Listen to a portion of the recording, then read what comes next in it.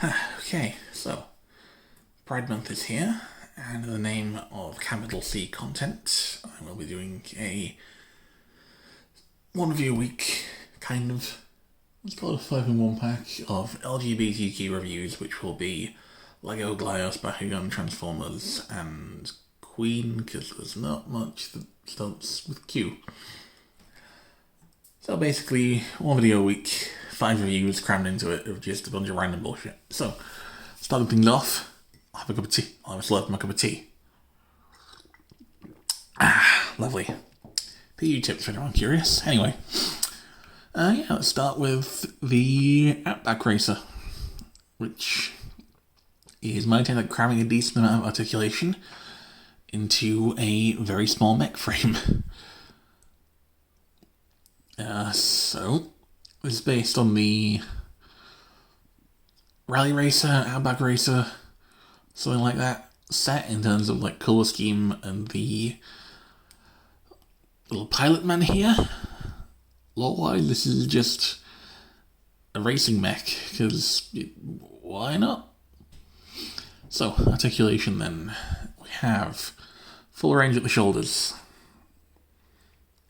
because, or at least that much up, that much forward and back, and then a swivel just above the elbow, full range at the elbow, full swivel at the wrist. Hip swivel, because, why not? Legs come forward, knees go to about 90 degrees, plenty of outward articulation. Toes can do that if you want to, I don't know why you would. And a fairly deep ankle tilt, just as a side effect of the build.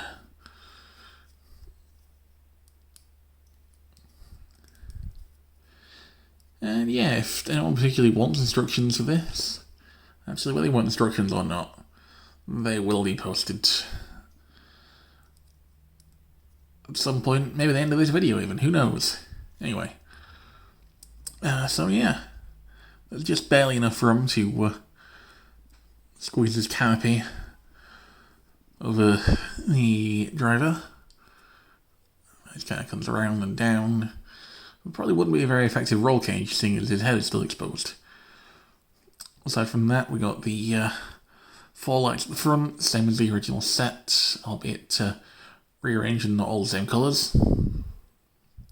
It's not really much like the original set. Anyway, that has been the L for this week.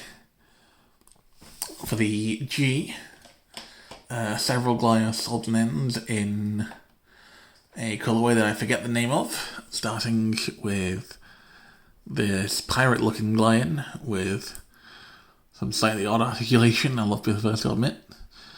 Most because this guy is built from the leftovers. Which means one of his hands is a knife. The other one, as you can see, is just a normal arm. The standard torso configuration for a lion has been flipped around here. He technically has normal-ish legs, but with some slightly weird joints. He has a knee bend. It looks weird when he uses it. Therefore, I don't usually use it. He has one regular foot, one peg leg, a sword and a blunderbuss. And this is just a nice standard simple spare parts build. Spare parts from what, you may ask?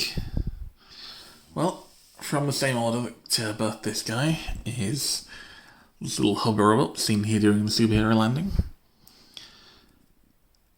And, again, this is just a nice contained build for, it's possible with just one set of axis joints. I use 2 just to vary the colours a little. And then a hub, with nothing much else really to it. He's just a chill little guy.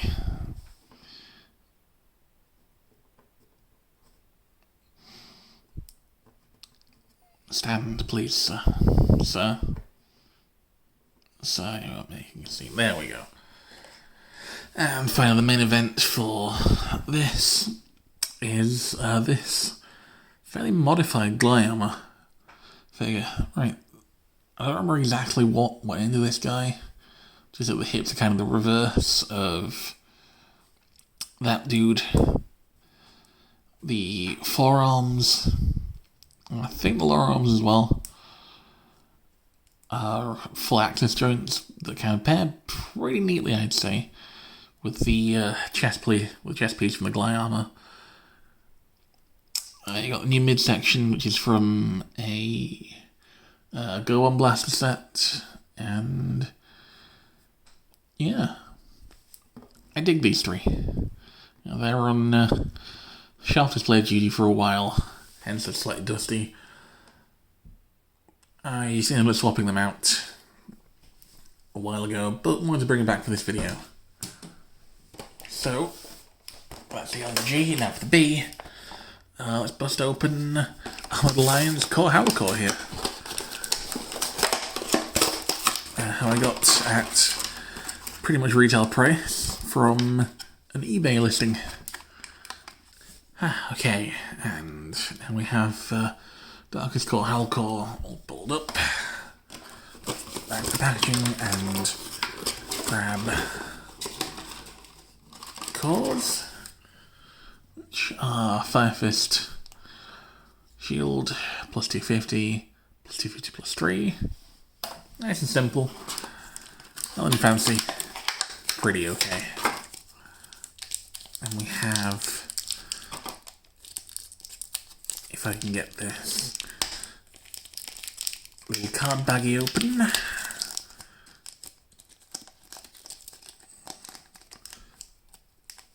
There we go.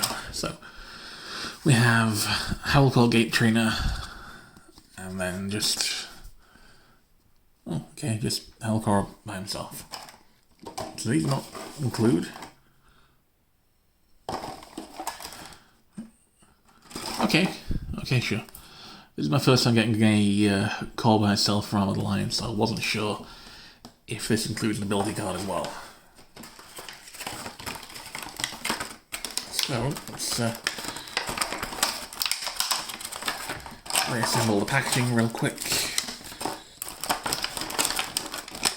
And take another sip of tea.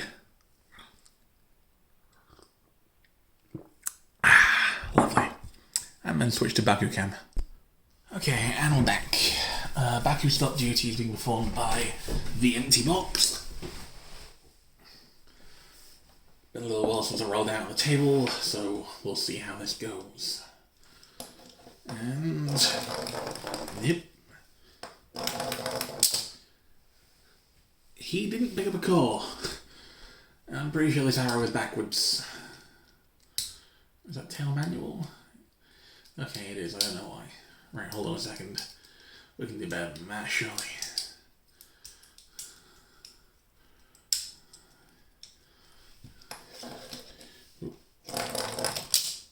Hey, there we go. Onto the gate card. So, Armored Lion's Core Howlcore. Fairly simple. Just give him his tail. I mean, he has 3 heads. 2 of them are connected a little weirdly, but, it's clever engineering. I like how they handled this. I like most of the body is kind of bung, tail skips forward. So, closing this guy, front legs, back legs. Tail's a manual part, so you can just do that kind of whenever. Slide in, front head, side heads. And the tail you really can just do whenever. Huh? Just do the old drop and pop real quick. And magnet on this guy, not the strongest. But I still dig it. I like the colour scheme. Dark is a good colour palette.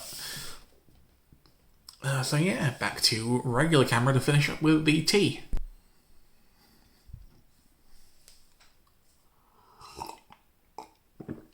Oh yeah, Transformers, that was the other part of this, wasn't it? So, yeah. Movie Protoform Optimus Prime. You can see here I stuck a little ripper label onto the front. It's actually a little bit faded at this point, but still kind of suits it, I think. Anyway, this is an interesting one to me, as he represents kind of the shape of primes to come. And we'll see why when we get to the transformation. Rest of the vehicle mode, he's just a folded up robot. He has 3 wheels. Do. So, first things first then. You unfold several panels at the front, which feels weirdly reminiscent of like modern primes, which tend to kind of do this same general thing. So, front opens up, legs come down, just as a couple of quick folds there to finish those up. The feet, again, very standard, especially because now we're going to flip this entire top half around, which gives him effectively a fake ab section. Oop. Oh yeah, the gun's going to fall out as well, but it likes to do that. So, bring the arms forward, and up, down, and into place. Come around the back,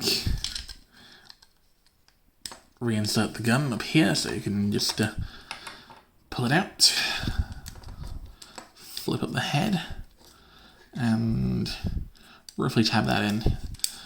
Doesn't have to be precise, we'll get to that in a moment. And kind of get him arranged. And bring the camera back. Tilt it up. And here we go. I mean, the way I see it, aside from some slight issues with kibble management, this could pass for a modern prime. In terms of most things, seeing as you have, full range at the shoulders, bicep swivel, about a 90-degree elbow, you have wrist swivels. And the head's on a swivel joint. Also, there's the torso clicky joint from the transformation, but he has a separate waist swivel. And then just some big ass ball joints at his hips. That are then pegged in, meaning that you get the nice bit of swivel there. 90 degree at the knee, ball joint at the ankles. And yeah, that all makes for a really posable prime. Let's take a close look at that head sculpt as well, because I really like this guy. He feels prime enough to pass as prime, but with enough else going on there, this feels like its own separate character. I really like this. To give you an idea of posability, here's just the one that I kind of like to go with usually for this guy. Bring that around. For kind of a other way. Kind of a cocky hand on hip pose. And the gun. So,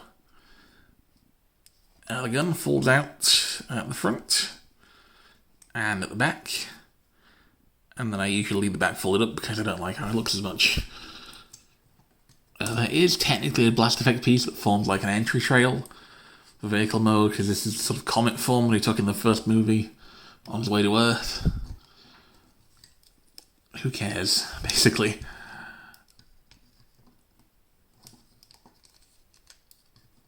He just looks good in a variety of poses. There's one I remember doing a lot with him when I first picked him up last year when I was working from home and doing stuff for an online learning company. Right, let's see if I can remember this. And then if you untab this bracket piece, you can get a little more range out of the head. Oop.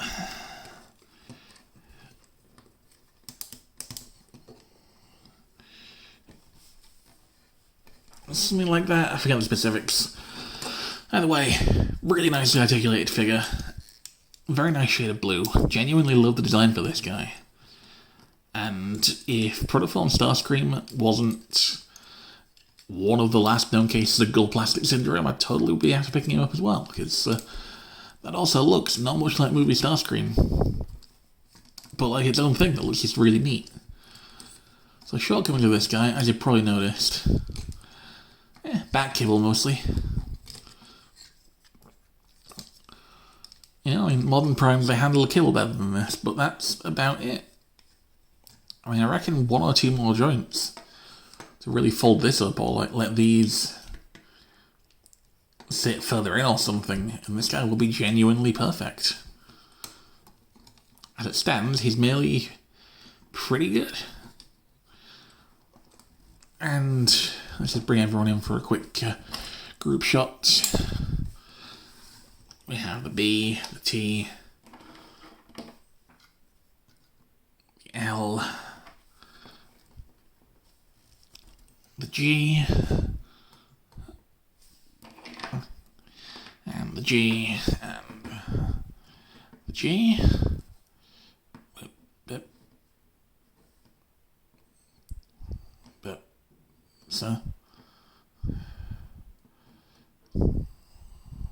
So do you wish to be evicted from this group shot, because that is what will happen if you do not cooperate. Let's move the peg leg a bit, see if I can support you a bit better. There we go. Move the camera a bit. Bring this up. Move the miscellaneous stuff out of shot so I can get a cheeky thumbnail shot while I'm thinking about that. Boop. So, yeah. The cue then. That will be the band Queen this time. Fucking good band. And they're doing like their entire album, their entire studio album discography while working from home last year. I highly recommend pretty much all of it. Various solo projects, less so. Freddie Mercury's is worth listening to as the point of comparison for the posthumous material they released. The rest of the band reworked some of his solo works into Queen songs, because, like, you know, as much as Queen needed Freddie Mercury also needed the rest of Queen to sound complete. Anyway, cheers. See you next week.